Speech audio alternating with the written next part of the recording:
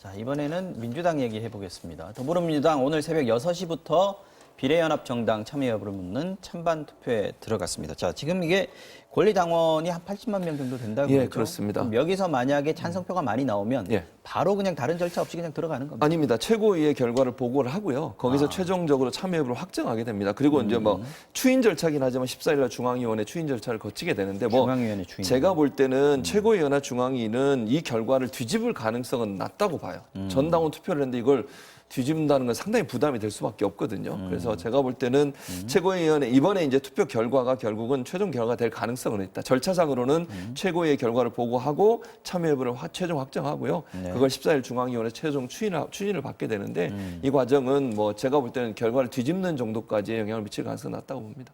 질문을 결론을 뒤집는 예. 결과는 안 나올 것이다. 예. 자, 질문 자체는 좀 간단해 보입니다.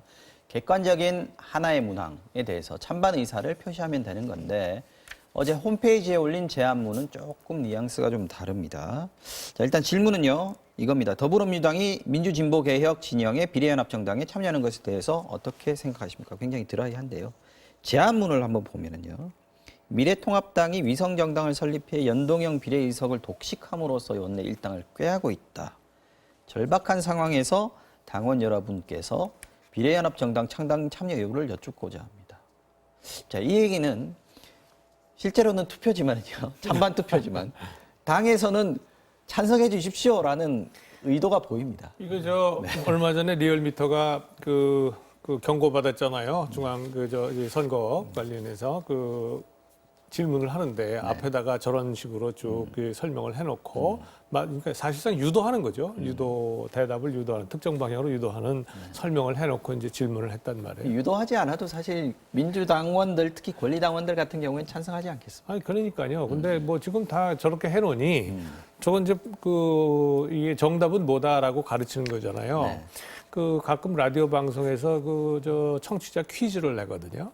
그러면서 뭐 예를 들었는데 1, 2 이렇게 해가지고 둘 중에 하나인데 정답이 명확한 걸 제시한단 말이에요. 그렇죠. 그거하고 비슷한 거죠. 네, 그래서 저는 네.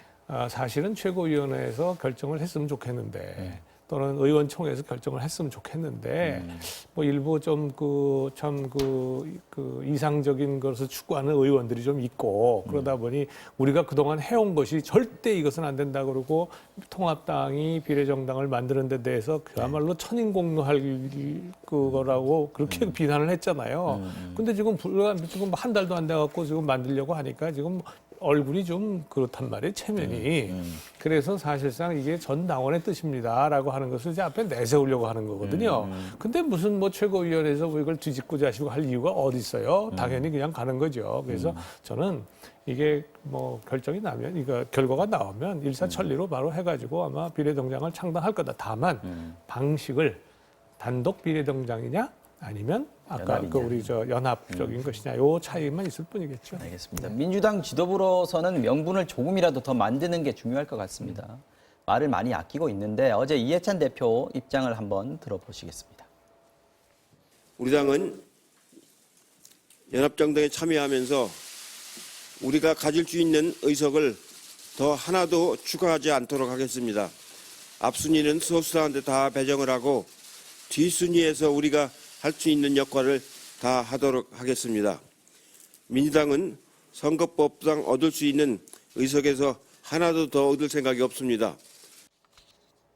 네, 이 얘기를 뭐 정리를 하자면 민주당은 후순위 7석만 하겠다라는 거네요. 그런 의도죠. 네. 사실은. 근데 이게 이제 모르겠어요. 잘 될지는 이제 좀 두고 봐야 되겠죠. 그 결과가 어떻게 나올지도 일단 뭐 저는 모른다고 보고 뭐 결과가 긍정적으로 찬성적으로 나오더라도 네. 다른 정당과의 조율 문제에 있어서는 상당히 논란이 될 수 있어요. 물론 이게 문제입니다. 그렇죠. 정의당은 뭐 아직까지 선을 긋고 있잖아요. 민생당 같은 경우도 일부는 참여의 의사가 있지만 또 일부는 반대하고 있어요. 거기도 의견이 통일이 안 됐고 뭐 미래당이나 녹색당 같은 경우는 일정 부분 좀 참여 의사가 좀 높은 것으로 나오고 있는데 이렇게 그냥 미래당, 녹색당 소수 정당만 합해가지고 과연 연합정당의 모습을 갖는 것이 의미가 있을까 하는 생각은 들어요.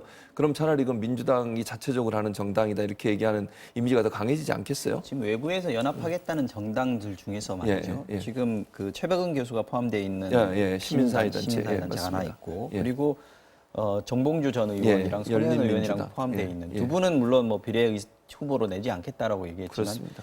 이쪽은 말하자면 좀 친민주당 계열이 아니겠는가. 그렇죠. 그렇게 결과적으로 볼수 볼 있죠. 때는 네. 정의당도 아닐 것이고 네, 네. 녹색당 쪽도 아닐 거라는 그러니까요. 생각이 좀 들거든요. 그렇죠. 그렇게 보이는 게 맞죠. 사실. 그러니까 정의당이나 아니면 이제 민생당도 그렇고 민생당도 아직 뭐 결정된 거 정의당이 참여하지 않은 상태에서 연합정당을 만드는 것은 네. 저는 상당히 좀 그 여러 가지 우려가 있을 수 있다는 생각이 들어요 개인적으로. 그래서 저는 원래 뭐 저는 개인적으로 뭐 지난번에도 말씀을 드렸지만 네. 민주당이 자체로 만든 것보다는 그냥 시민사회단체에서 알아서 하도록 놔두고 민주당은 개입하지 않는 게 제일 좋겠다고 저는 개인적으로 생각을 하지만 뭐 이렇게 경우가 경우가 나온 건 아니죠. 이렇게 추진하고 있으니까 나중에 가서는 정의당이 없으면 정말 민주당이 주도하는 그런 어떤 그 비례 정당으로 갈 가능성도 전혀 뭐 불가능하다고 보지 않거든요 개인적으로. 그래서 그런 부분들을 어떻게 과연 그러면 설득하고 또 중도층에게 이걸 이해시킬 거냐 하는 부분. 그러니까 뭐 진보 성향을 갖고 있는 분들이야 저는 충분히 이해할 수 있다고 봐요. 그러나 이제 중도 진영에 있는 분들이 이걸 어떻게 볼 거냐 하는 부분. 또 그게 관건이죠. 저 지역구에서 접전을 펼치고 있는 후보들 입장에서는 본인들의 당선과도 연관이 될 수 있다는 위기감이 좀 있거든요. 네. 이런 부분을 어떻게 무마할 거냐 이런 부분들이 이제 과제로 남는 것 같아요. 네. 이해찬 대표 마지막으로 듣겠습니다. 네, 저이 말씀은 사실은 정의당 보고 하는 얘기예요. 다른 그 지금 그 시민사회 세력이나 다른 정당 가지고 얘기하는 게 아니고 저 얘기는 네. 우리가 그 오늘 결과에 따라서 이렇게 이 비례 정당을 추구한다면 정의당이 반드시 들어와야 된다는 얘기입니다. 정의당이 들어오지 않으면 저렇게 할 이유도 없을 뿐만 아니라 저렇게 할 수도 없어요. 왜냐하면 뒤에 7석만 가지면 나머지 지금 21명을 뽑아놨는데 나머지는 어떻게 됩니까? 그러니까 저건 뭐냐면 정의당이 들어온다는 전제 하에 저렇게 가겠다는 얘기지. 정의당은 절대 갈 이유가 별로 없어요. 왜냐하면 거기에 들어가나 안 들어가나 뭐 시뮬레이션 해본 결과가 한 석 정도 차이에서 왔다 갔다 하거든요. 그렇습니다. 네, 그러니까 정의당은 독자적으로 가는 것이 명분을 잃지 않으면서 실리하고 아무 상관이 없는 거죠. 그래서 저거는 아마 안 될 거다 하는 가능성이 높습니다. 내일 아침에 어쨌든 결과가 나옵니다. 지켜보겠습니다. 오늘 정치와 화장용 여기까지입니다. 최진봉 성공회대 교수, 홍성걸 국민대 교수 두 분과 함께했습니다. 고맙습니다.